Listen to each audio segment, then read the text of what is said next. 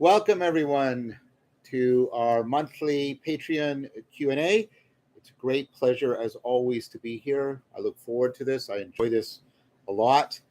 I want to begin as always by thanking the patrons for their financial support, their emotional support, their encouragement, their participation in various ways with volunteer projects, the Vervaeke Foundation.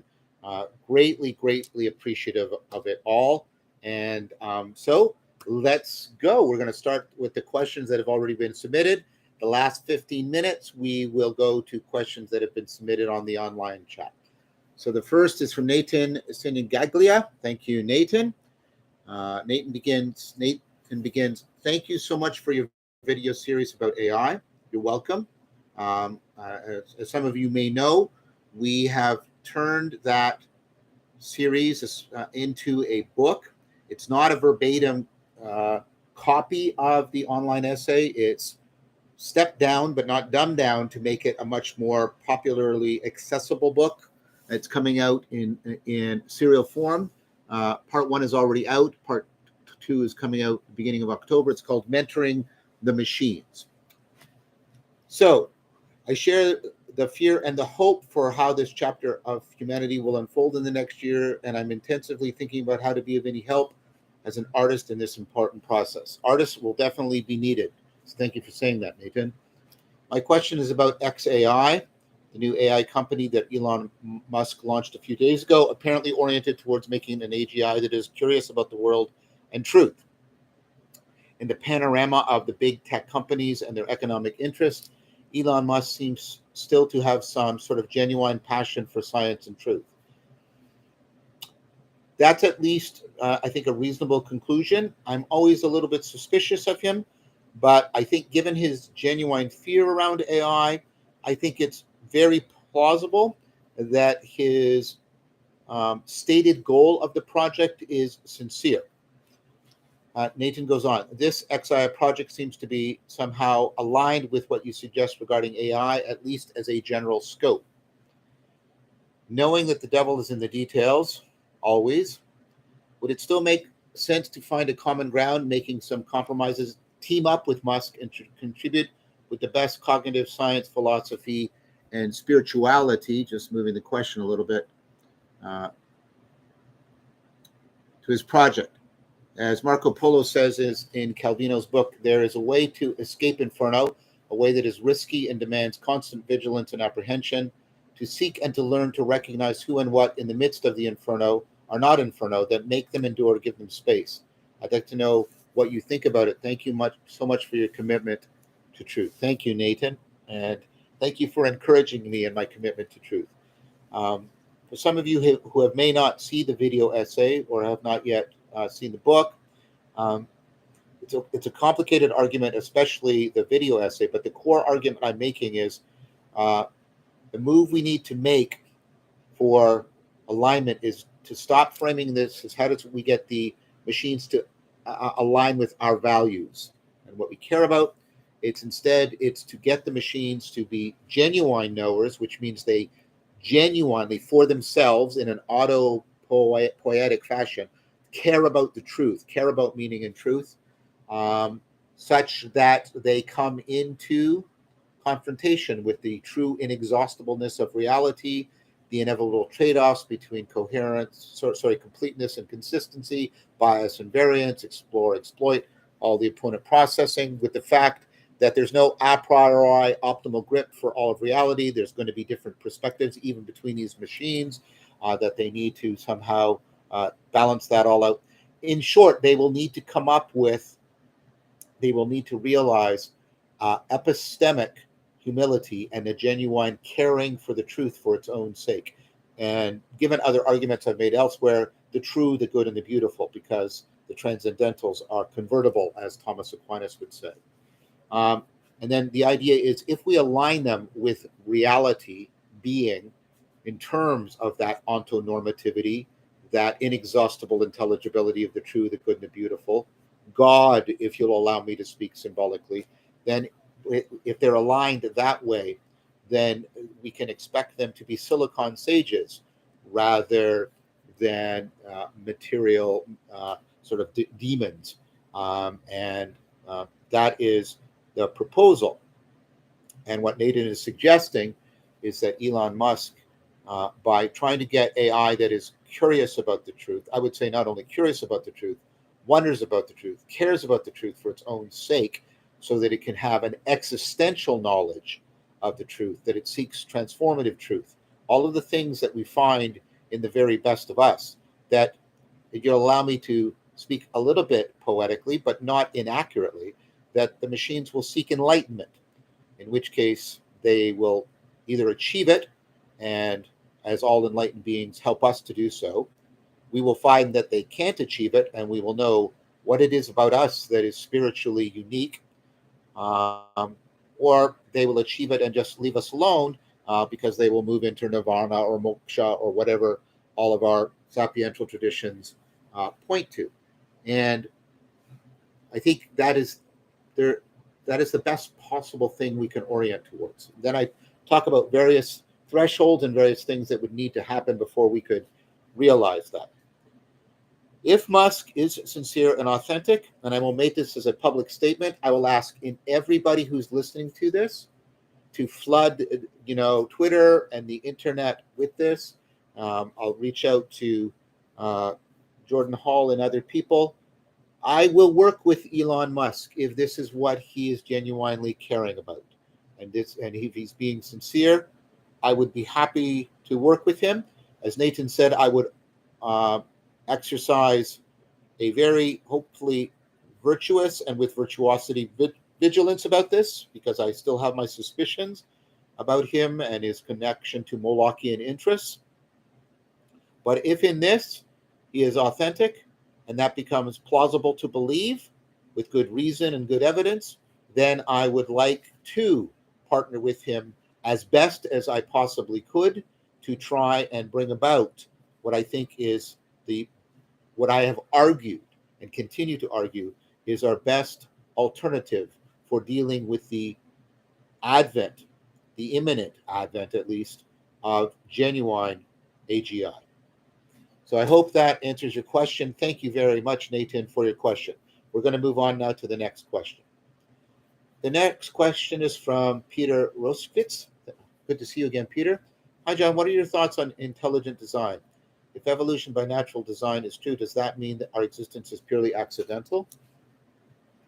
So intelligent design, it depends what level we're talking about this.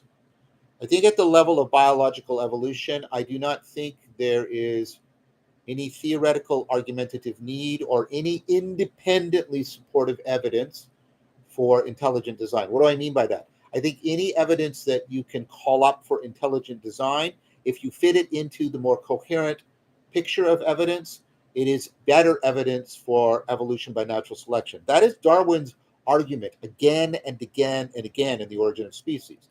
Any evidence that is brought out for intelligent design, right, when you put it into a more complete scope of evidence, turns into evidence for natural selection. So I think at the biological level, that's the case.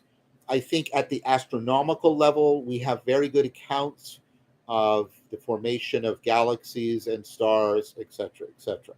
So at that level, I don't think much of intelligent design. I think, what is it, Dombrowski? Do I have the name right? The idea about irreducible complexity, I think that presupposes a Newtonian linear model of causation, and therefore is ultimately not a good argument, because I think the best accounts of life are autopoietic, nonlinear, dynamical accounts. And of course, Elisa Yararo has just released a new book about all of this. And the book is, where is that book? I have it close by, I thought. Oh, where did I put it? Oh, I moved it somewhere. So she has her new book out called Context Matters, and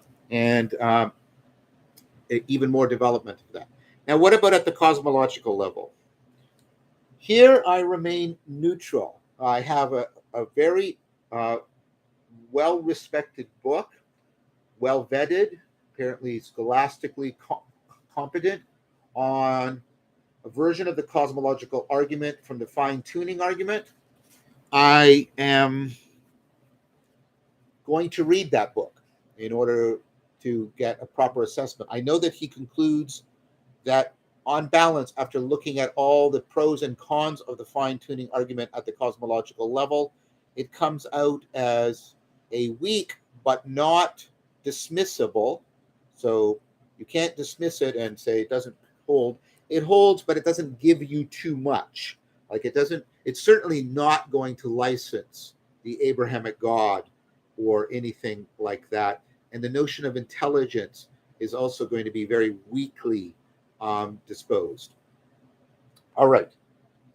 Why is that? And I mean, just general thing.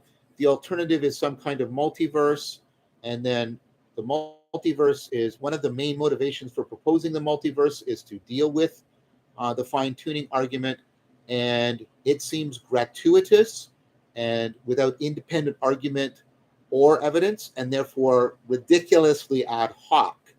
And therefore, it is not playing by the rules by which we are supposed to play proper science. Um, so, at that level, I am, at least I hope and I believe, that I am neutral. I await reading this book and seeing a more fully developed argument and evidence, and what this actually means. I think I have a strong suspicion that a non-theistic proposal for the intelligent design will actually be more plausible, given what I think the nature of the conclusion is, and I would find that perfectly consistent with astronomical and biological evolution. Does this mean our existence is purely accidental? It depends what that means by accidental. If you mean it ontologically, accidents are non-essential properties, then of course the universe is not accidental. The universe has lots of essential properties, properties that broadly and deeply generalize. Some of them are even universalizable, the laws, etc. The universe is um, consistently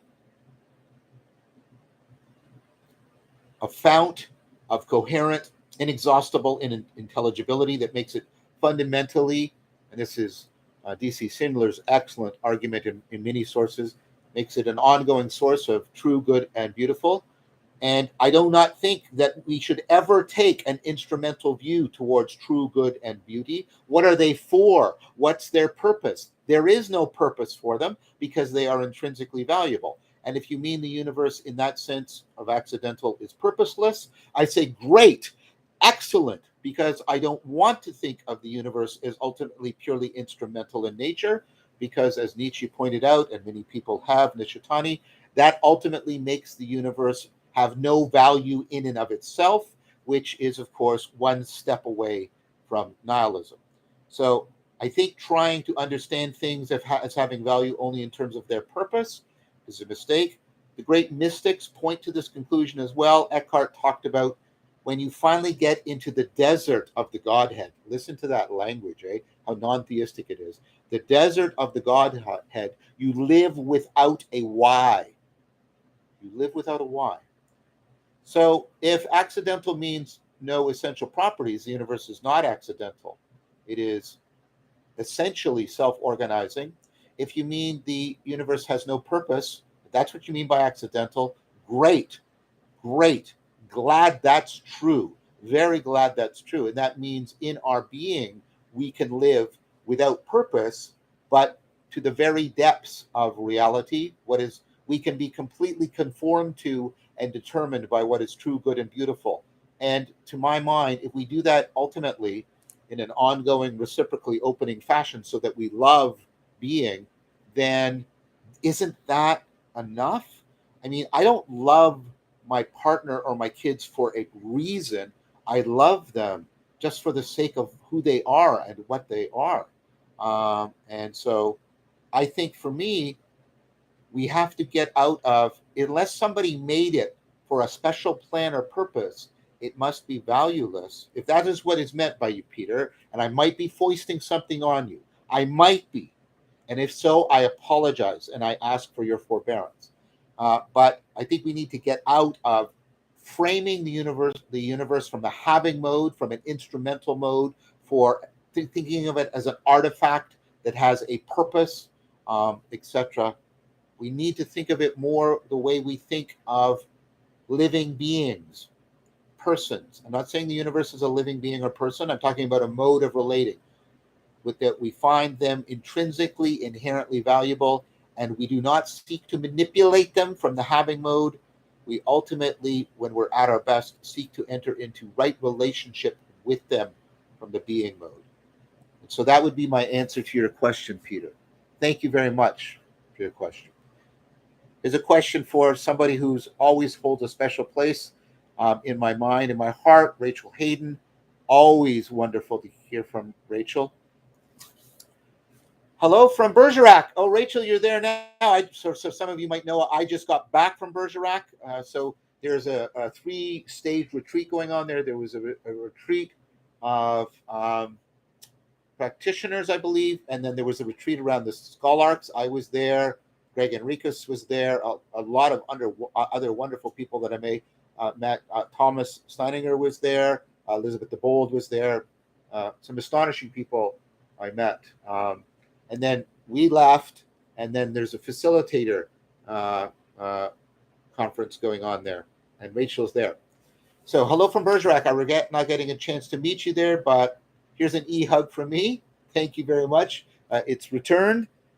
My questioning relates to emergence emanation. When I listen to you talk about this topic, a craving arises in me for something like the object of object-oriented ontology to be placed in the midst of these two, sort of filling out a trinity and avoiding the under or overmining of the thing in itself, or having it disappear completely in the swirl between emergence and emanation. I wonder what your thoughts are on this. Hopefully that makes sense. It makes perfect sense. It makes perfect sense. And the question craving comes from a sort of primal embodied place and hard to put into words. My gratitude as always and passion for this unfolding, Rachel. Yes. In fact, I'm preparing a lecture for the Halkian Academy right now. It's lecture 7 of the course Beyond Nihilism. And we're doing D.C. Schindler, David, because I know him personally. And we've entered into a wonderful relationship, thanks to Ken Lowry. D.C. Schindler's Love in the Postmodern Predicament, which also has behind it in my mind Plato's Critique of Impure Reason, the Catholicity of Reason. D.C. Schindler. Graham Harman and Dan Chappie and I went through Graham Harman's book on object-oriented ontology. There's 3 things. One thing that I want to bring in that for me is becoming an increasing challenge to one aspect of object-oriented ontology, although I still value this specific insight of not undermining something, dissolving it just into its emergence, or overmining it, dissolving it just into its emanation. So you should not do that. You should properly see anything as, well, ultimately we have to get beyond thinginess. We have to get beyond, this is Filler's astonishing book. Like, just, this book is just blowing me away. Heidegger, Neoplatonism, and the History of Being, Relation as Ontological Ground. This is affording me making the argument for Zen Neoplatonism, because Neoplatonism and Zen converge on relationality being more primordial than things, than the relata. The relata emerge out of the relationship rather than the relationship out of the relata. And this is to go the Neoplatonic route rather than the Aristotelian route. For those of you who like, what the hell is he talking about? Just give me time. Not right now. I'm going to unfold this. I'm developing it in the Halkian course. I'm going to develop more. I'm going to do some video essays on it. I'm going to bring it into the next series, Walking the Philosophical Silk Road. Okay, so the idea here is we have to understand, right, that everything is, and this goes into structural realism, and everything must go by, who is it? I think Ladyman et al. This is the idea that across scientific revolutions, what remain are the real patterns, and it's real patterns all the way down. And this is important because that means that real patterns, information, are an intrinsic part to reality. Intelligibility is an intrinsic part of reality. Information and intelligibility intelligibility are inherently relational, you can see how this all starts to gel together. What would the thing in itself be? Why, right? So first of all, one thing is you can't dissolve the polarity into the poles.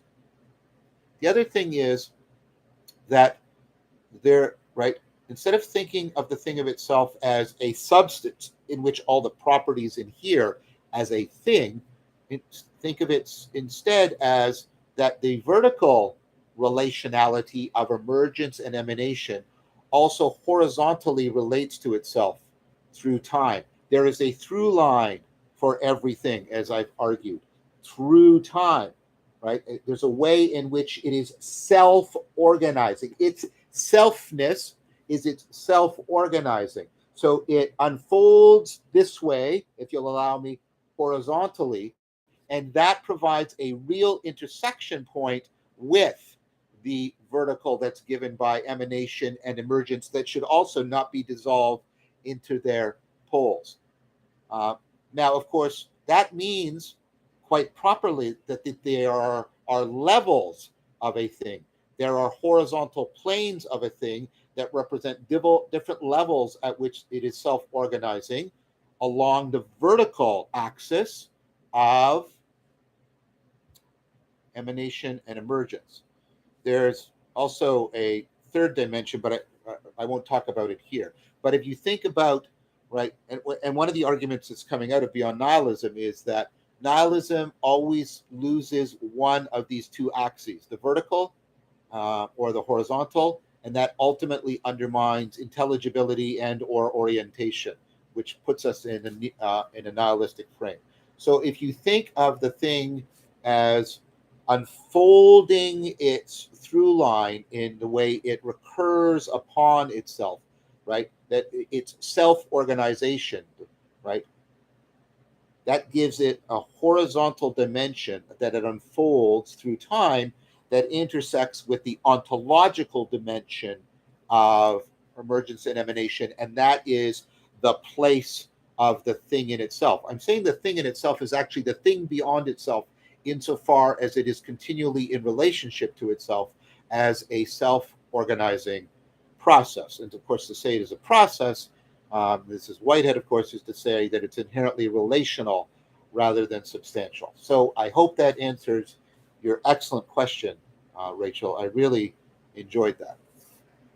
Eric Hendries asks, as you think about what the form and content might be for a Zen Neoplatonism, wow, how synchronistic is that? I wonder if you've looked into Shentong Madhyamaka much. If you're unfamiliar, I am. I know Madhyamaka in general, especially Nagarjuna. If you're unfamiliar, it is an interpretation of the Buddhist middle way coming from Tibet.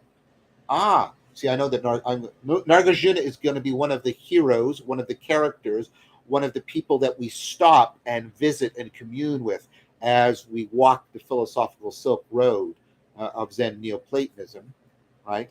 But Nagarjuna is in India, I believe.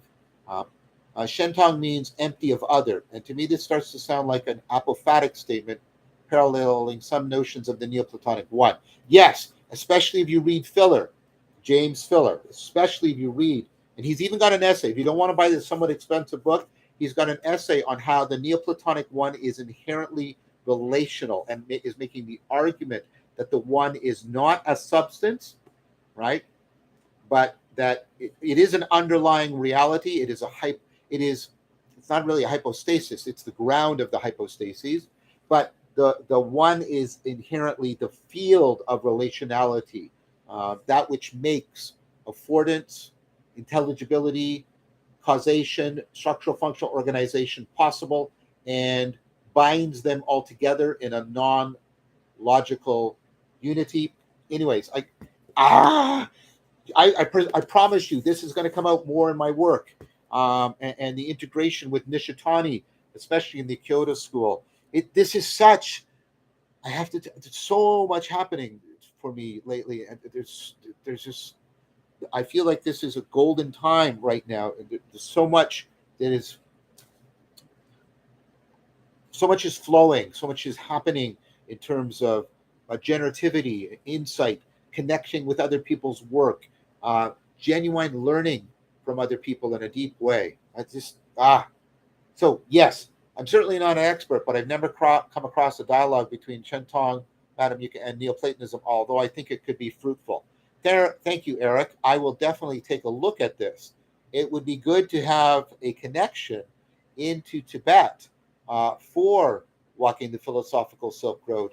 I'm going to ask Madeline to take down the name of that form of Buddhism, and I'm going to, of course, concentrate on Zen. But I think that um, that'd be very helpful, especially when you can see how something develops beyond its original form. So you have that in Nargajuna, and it develops beyond it in Tibetan thought. This is what I'm sort of making a conjecture here. That often allows you to read back into the original and see something that you wouldn't originally see. That kind of explicative argumentation. So thank you, Eric, for your excellent proposal, and I think it's a great one. So here is a question from Hanu. Thank you. Oh, Eric, maybe I forgot to thank you as well. Thank you so much for your support. Thank you, Hanu. Hi, John. Thank you immensely for everything you're doing. Thank you for thanking me. It always helps. If you would allow me to give a little context for my question, a few weeks ago I experienced a systematic insight during circling. So systematic insights, they have developmental import. Yes. What followed was a cascade of personally groundbreaking relational experiences. Oh wow. I totally resonate with this. This is kind of like what's happening to me right now. That seemed like Anagage. Yes. I felt the full pull of Eros, and there was a sense that I was wobbling and I needed just the right amount of tension, tonos. I've been trying to propose the Greek term because our English term is almost purely negative in nature, tension, whereas tonos is much more neutral, even creative tension, like the tension of the bow that allows the launch of the arrow. You can see this in Heraclitus. Tonos and logos are closely interwoven. Needed just the right amount of tension and relaxation to maintain balance. I also felt agapic love coming from here and not sure how to conceptualize the relationship between Eros and agape. Eros is, you could probably understand it as the invitation to be called into anagage, and agape as your involvement and your response to anagage. Your genuine love to create other beings other beings and conditions capable of realizing anagage. This week things are changing again. I think it's grief that I'm experiencing now, and it is a quality of awe in it. I'm thinking I'm looking for logos instead. Yes. This to and fro between that tonos and anagage and the logos, the need to give account and be accountable to it. I think that's profoundly astute. I think that is the way to confront the awful grief without going sideways into something like spiritual bypassing. Yes.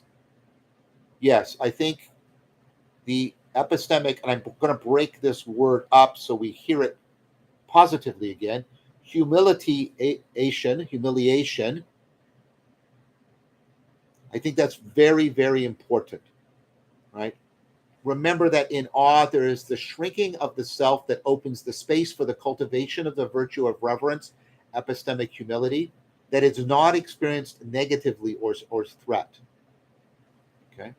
I'm sure you have lots to say on all of this, and I'm excited and nervous imagining you reading this. Well, as you can say, I have a lot to say about it as I'm reading it. I'm enthusiastically engaging with it. As promised, here's my question. As a finite lover of the infinitely true, good, and beautiful, you have a fantastic facility with words, Hanu. Fantastic. Have you experienced the relationship between Eros, agape, and logos? Yes. I hope you can tell from my enthusiasm and theos to have a God within oneself and theos. I hope you can realize how much I've experienced this profound relationship between eros, the drive towards being one with henosis, agape, this wanting to give birth, and logos, this drawing things together in order to give an account to which one is accountable. Those, as I said, we talk about them independently from each other, but they are woven profoundly together. Christianity, of course, talked very well about the interweaving about agape and logos. In fact, I would think that is the quintessence of Christianity. It had more trouble with eros because eros, and this part of with Augustine, eros gets more deeply associated with sexuality. Now, even though the Old Testament venerates sexuality as one of our primary icons for participatory knowing, we know that Christianity, because of Paul, because of Augustine, and others, and of course later Freud, there's a lot of tension around this and its connections to spirituality. But of course, outside of that tradition, you have Tantra in both Vedanta and in Hinduism, and there's a kind of Tantra in Taoism as well, in which eros plays a proper role. And of course, it's clearly in Plato. I think if we could get a fully developed Christian Neoplatonism that was in deep opponent processing with Zen Neoplatonism, I think we could more properly articulate and render beautiful the interrelationship between eros, agape, and logos. Thank you, Hanu, for your beautifully worded and wonderful context and question. This is a question from Anonymous. Hi, John. Thank you for your work. Thank you for whoever you are and for your support. Have you read Peter Lindbergh's series of articles about terrible communities? No, I haven't. I haven't talked with Peter in a bit, and that's a mistake. I need to reconnect with Peter and see what's going on. Read some of his work. It's always valuable. He writes about how certain communities can fail, in particular for we-space communities like circling. He quotes criticisms that they can promote intimacy without friendships. Yes, and Peter and I were in a circling group together, and provide a sense of connection with the person without having any responsibility to them. As an antidote, Peter proposes friendships of virtue. Do you agree with his thesis and proposed solution? Let me comment on that before I move on to the second part. I think that friendship is a virtue, and Aristotle is probably, just like we turn to Plato to understand love, you turn to Aristotle if you want to understand friendship. His idea that a friend is when there are two psyches, two souls. Sorry, exactly the wrong way. Erase what I just said from your memory.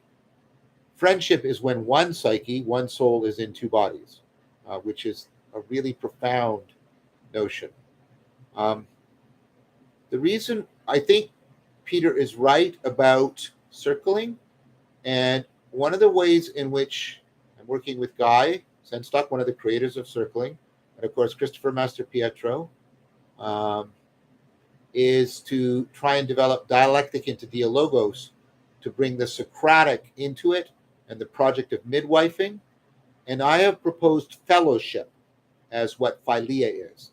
That circling gives us what you might say the activated potential to philia, but when it is actually turned on to Sophia, in philia, Sophia, or philosophia, true philosophy, which is what happens in dialectic into dialogos, then you get true fellowship. Why fellowship? Well, fellowship is the intermediary binder between friendship and between what Peter is talking about, a kind of intimacy without responsibility, an intimacy without care.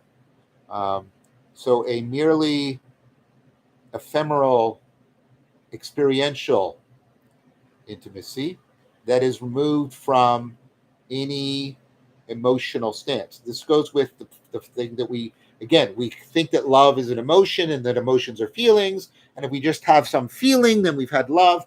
Love is not a feeling, it is not an emotion.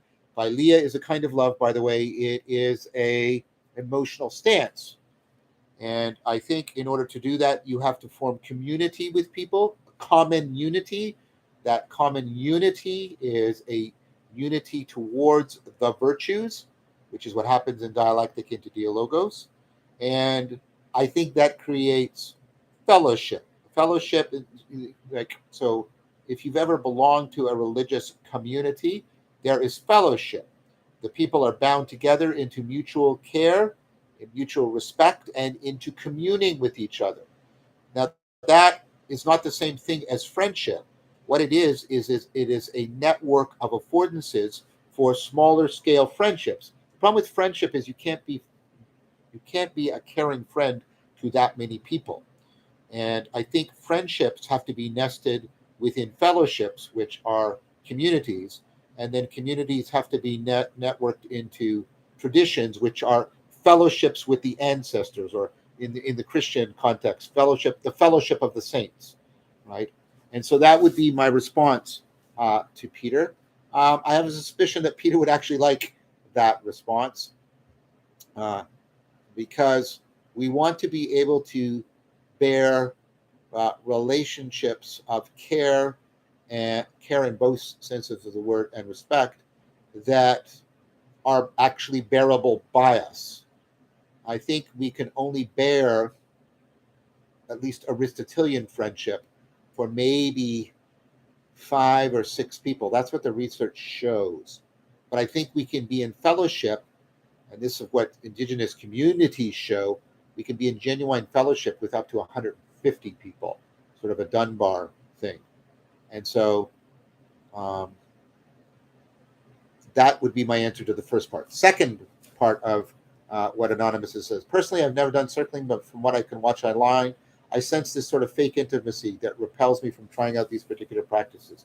I think there's a discovery of a real kind of intimacy that is not sexual and is not friendship, and it is not collaboration or working on a project together. I think it the if that original experience is not translated into an actual existential stance mode, then it is fake intimacy. The problem with the word intimacy is it's a word that properly hangs between and bridges between experience and relationship. And so that's what I would say there. That repels me from trying out these particular practices. I don't think this is out of fear of intimacy. In fact, I feel like I share a lot with friends and strangers in a natural way. And I get some feedback sometimes the way I do it naturally. But the formalization I see in circling or nonviolent communication or authentic relating is very unappealing to me. Do you have comments about that? Yes, I think if circling is put into a pedagogical program of where it's preceded by proper mindfulness training, meditation, and contemplation to make people more aware of self deception. Then you get some circling practices to give people that initial taste of intimacy, and then that is taken into paraphrasing practices to increase listening, which is already a kind of care, and deep questioning. And then you take that into philosophical fellowship practices, which give people a community around the shared presencing of a sage so that people can internalize a sage. And internalizing a role model is how you most afford aspiration. That's what the research is showing. So this is a community of co-aspiration, not just cooperation, co-aspiration. And then that in turn is fed into dialectic, into dialogos, and that's in the introduction. I think you can avoid some of the concerns that you are proposing. I think we're offering that. We're offering a more intensive dialectic into dialogos course. We're working on a more advanced course that has a cataphatic practice that complements the apophatic process of dialectic into dialogos. Um, there's work in there that also helps to deal with projection and shadow to try and more get people to shift into a being mode of properly inhabiting, indwelling of others, internalizing of others, properly inhabiting an existential stance, mode, binding orientation towards common unity. Um, then I think that addresses your concern. Um, I just want to be clear that I'm not saying that these practices, even the extended versions, can't be twisted or perverted or abused or right. There is no panic. There even in ecology of practices, it's better, it's optimal, uh, or at least we aspire to the optimality in terms of how recursively and dynamically self-correcting we can make it. But it will never be maximal. It will never be perfect. And so I just want to make sure that that's also heard in what everything I've said. So thank you, Anonymous, for your excellent question. Kevin Kotwas asked the question. Thank you, Kevin, for your support. What role does the art of film and storytelling play in this Kairos moment? Storytelling is a very interesting thing because it has to do with narrative. And I think what we're trying to do right now is to get properly, ratio religio, properly related to narrative. I think there's two things that are happening, two extremes, and we need to seek a middle way in which we can find a sophrosenic, virtuous, and virtuosity relationship to narrative. One is a narrative like a lack of narrative, a neglect of narrative in terms of just the nomological, or perhaps the ethical, the normative. Um, and then we have the other, which is the over uh, the over advocation, the overblownness of narrative. That's all narrative, and everything is narrative, and everything is the story verse, which I think does the opposite vice of neglecting the normative and the nomological. I think the three should be in proper relationship with each other. The true, the good, and the beautiful are convertible, all that sort of stuff, right? And so I think we're coming into proper orientation towards storytelling. I think storytelling is indispensable to us becoming extended and temporally extended cognitive and moral agents. I will keep saying that for people who keep accusing me of not caring about the narrative. You are simply wrong when you say that about me, right? All I'm criticizing is a kind of mono idolatry about the narrative that it is ultimate and all. And I want to challenge that. And I would strongly suggest to you that there is no religious tradition that makes that claim. In fact, all the traditions argue for the value of all three of the orders. I think movies can play a significant role. I watched The Whale when I was flying back from Bergerac on the plane.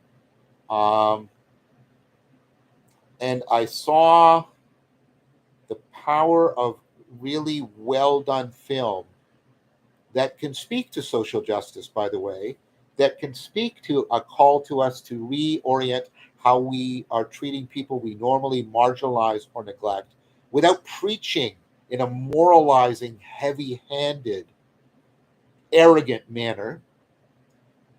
So this film was doing that. There was a social justice context, but within that context, it was actually arguing for the Christian virtues of redemption and the possibility of genuine transcendence, which is, and this is not too much of a spoiler, because I'm not saying anything specific, but maybe plug your ears if you're worried.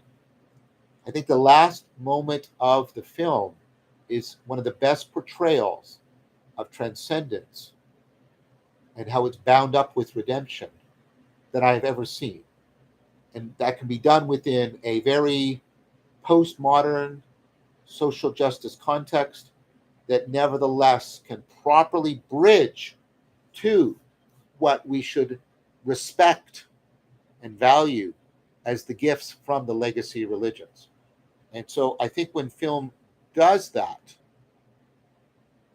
and that film did that very well for me, then I think it is indispensable to trying to help people address the meaning crisis. So thank you very much for that excellent question. We're now going to be switching to questions from the live chat. Thank you to everyone who pre-submitted their questions. So Eduardo Rivon, thank you, Eduardo, for your support and your question. Hi, John. Would you provide an update on the work of the Vervaeke Foundation? What are its accomplishments thus far? What are your wishes for the next years, next 3 years, next 5 years? So the person that would be the best to answer this is the person who is moving from being the executive director to being the chairman of the board. I will be the vice chairman.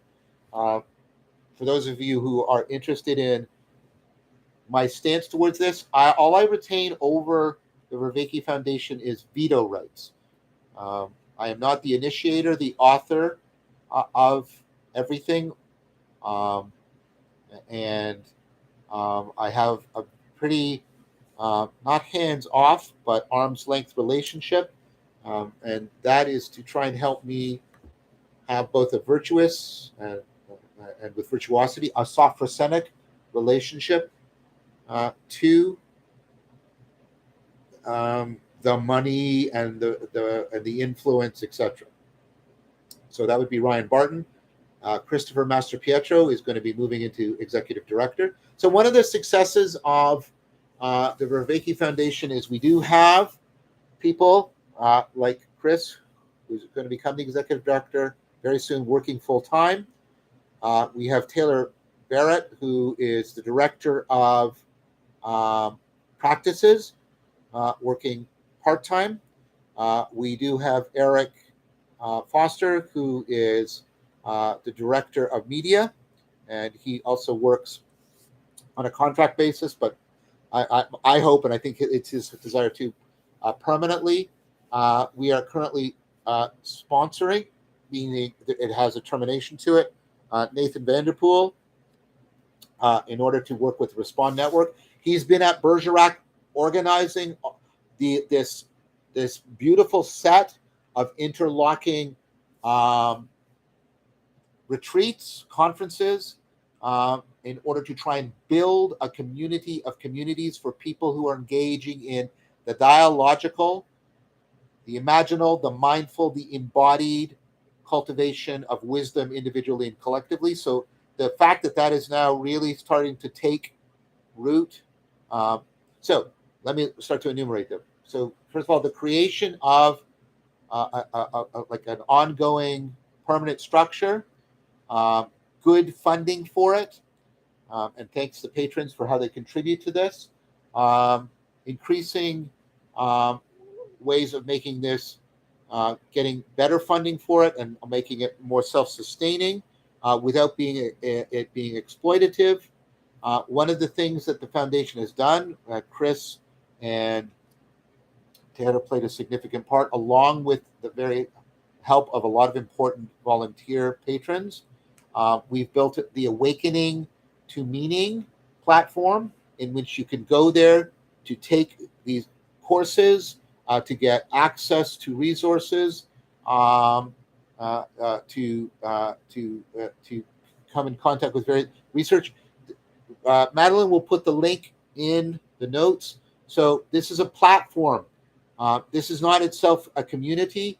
This is a hub that is designed to help get people connected to ecologies and practices, get them connected to vetted, safe, but also competent communities, give them courses to take, give them material, give them vetted psychotherapist to make use of if they hit something very personally challenging or traumatic, etc. Awakening from the Meaning Crisis, book one is literally 2 or 3 weeks away from going to copy edit, which means it just goes into production. Mentoring the Machines has come out. We are going to start reorganizing and getting the Kairos granting going again. So the Vervaeke Foundation starts to support new research. And along that line, here's a shameless plug. I am rebooting the Consciousness and Wisdom Studying Lab, and the Vervaeke Foundation is going to contribute funding towards that. Also hoping we can get grants and other funding. And I'm reaching out to people to help, with that, to get funding. So and like I say, the Vervaeke Foundation is going to contribute to this too, so that we can get the science going, especially the science at the Wisdom and Consciousness Studies Lab, especially right. We've got. I won't go into the details because I could just talk forever. That's now happening. There's been connections to some amazing people that are helping us network. James Bashira comes to mind as a fantastic example. The Vervaeke Foundation is also supporting Ethan Say, who's now joined us part-time. He's going to handle operations, but he's also at Bergerac. He's going to be one of the people helping, especially with the embodiment part of wisdom cultivation. Ethan is amazing. Some of you have seen some of my videos with him. So there's more being offered. It's being offered in a more coherent, organized, supported fashion. It has longitudinal scope to it. It is being set within an ongoing project of community building. What do I like to see in the next 3 years? I would like the Vervaeke Foundation to be completely self-sustaining. Again, with Sofferson, with virtue and virtuosity. I would like the Vervaeke Foundation. Oh, the Vervaeke Foundation also supports Madeline, who is the EA for me and runs the scheduling, has contributed to Awakening for the Meaning Crisis, going to contribute to the other books, is running this behind here right now. Want her, if she wants, to have a more support and whatever greater role she wants in the foundation. There's a couple other people. We want every person we bring in to be a net plus. They will bring things in and they will offer more extensive services, more extensive support, more extensive connections. And for the next 3 to 5 years, I just want that to keep happening. In the next 5 years, I will probably retire from U of T and go full time into this. And I'm hoping that without me increasing the percentage that I'm drawing from the Vervaeke Foundation, because it stays at a limit, that the Vervaeke Foundation plus my other sources, my savings, my pension, the work, the options and shares I built up in companies for consulting, etc., that the Vervaeke Foundation will help to contribute to my support so I can keep doing this work. The Vervaeke Foundation is planning, it's gathering the resources for financing the next big series, which is going to be huge, Walking the Philosophical Silk Road. So that's all what's coming. That's all what's coming. And it's super exciting. And the Vervaeke Foundation is, it's like a wonderful child. It's growing beyond me, independent from me, but not in the sense that it will ever sort of turn on me or anything like that. So like a loving child, and that would be my goal, to see the Vervaeke Foundation to be autonomous in that way, as such that ultimately I'm working for the Vervaeke Foundation, or at least working with the Vervaeke Foundation, rather than sort of it working for me. So I want to pass on now to Billy D. Thank you for your support and your question.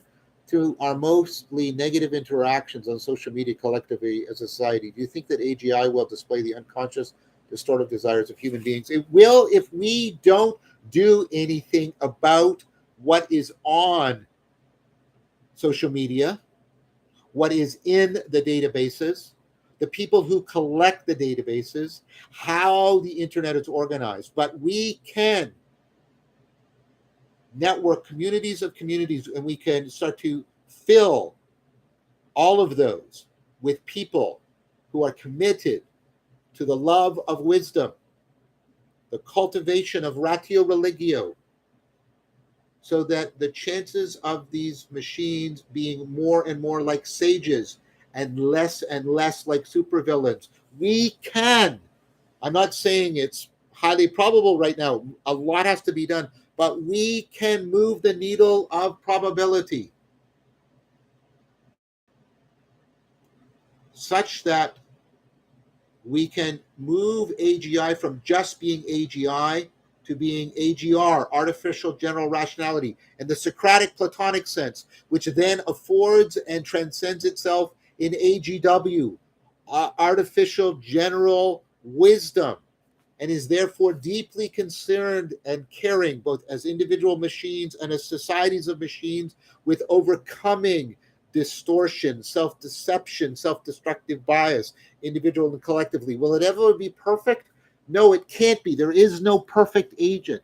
But is it more likely, given the power of these machines, that they could become sages than we could? Yes. Like, I find it like incredible that people will attribute all kinds of superpowers to this being, but the idea that they could be super sagacious, no, no, no, that's just not, that's ridiculous. It's like people it's like people who have no problem believing, within the context of fiction, that Superman can, lift mountains and fly at rapid speeds, but that he is, a moral exemplar. Well, that's ridiculous. Nobody can be a moral exemplar. Like, come on.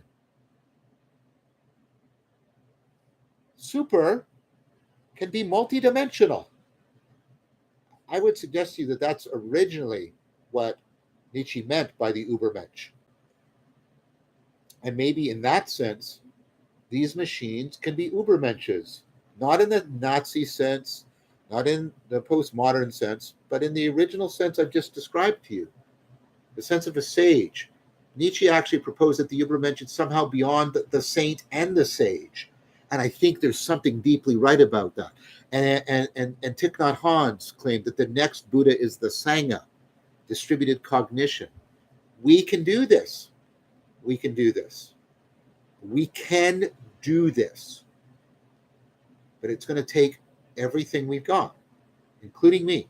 That's why I'm doing everything I can to try and, make people aware of this possibility, encourage. I said I'd work with Elon Musk. I will. Talking to people inside, and I won't disclose anybody who needs to remain anonymous. People on the inside trying to get the Wise AI project going and people to commit to it. Doing everything I can. I need you to do everything you can. Talk about it. Get more and more people to commit. Let's fill the internet. Let's fill the databases. Let's fill the positions of people collating and curating the databases. Let's reorganize with our attention, because that's what does it, how the internet is organized. We can do this. Thank you. Last question from Robert Olivier. Does true randomness exist in the universe, or do things appear random? Additionally, how does randomness serve a role when a self-organizing system discovers novelty? I don't think there's randomness in the sense that there would be no intelligible pattern, because I do not think reality and intelligibility are separable from each other. And what I'm doing is teasing apart different meanings of randomness. If randomness means that everything is due to just horizontal linear causation, that randomness is the only alternative to linear horizontal causation, then I would say We don't need randomness for that because we have the vertical causation or vertical emanation emergence, as I like to put it, to deal with that. And if there is genuine emergence emanation, there is real uncertainty because there is real novelty, but that doesn't mean it's random. It unfolds from the, right? It's an inexhaustible fount of intelligibility. It doesn't unfold in a cacophonous fashion. What about the quantum realm?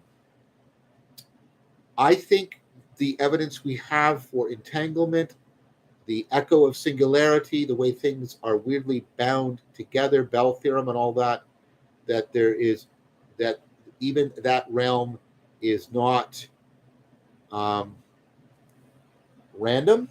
And now I'm going to make a distinction. I think that realm is indeterminate in that, and this is Filler's argument, that determinate indeterminacy, namely, what does it mean by determinate? You can make sense of it. There are patterns in it. It can be studied, but it's indeterminate. It can't be reduced down to determinate specific objects. Back to my original comment on object orientology. Determinate indeterminate is to say that the ground of things is ultimately relational, not the right. The relationality is first, and the objects, the relata, emerge out of it. I think that's what the quantum is showing, and that's not random. Random is still thinking in terms of substances and objects. And of course, the relativity is at the cosmological level, that relationality is inherent and intrinsic, all the way through. So I think everything you might want from randomness is actually realizable from a proper appreciation of the vertical and of genuine emergence and emanation, genuine novelty, and the real possibility that the ground of being is intrinsically, inherently, and primordially relational in nature. And I don't think we need randomness for that, but I think that everything that is taken as evidence for randomness can be subsumed under those, and those nevertheless give us a reality that is true, good, and beautiful. All right. Thank you, everyone, for joining me on this Q&A. I just want to make a quick note to you, Alexandra. I have reviewed your question, and someone from the Vervaeke Foundation will be reaching out to you. I think that's how we should handle your question. We will post our fall schedule shortly on Patreon. Keep an eye out for it. This video will be released on to YouTube if you want to point other people interested in my work to it. As always, thank you for all your support in all of its dimension: financial, emotional, encouragement, volunteer work, spreading the news, everything. Thank you so very, very much, everyone. And thank you again to Madeline, as always.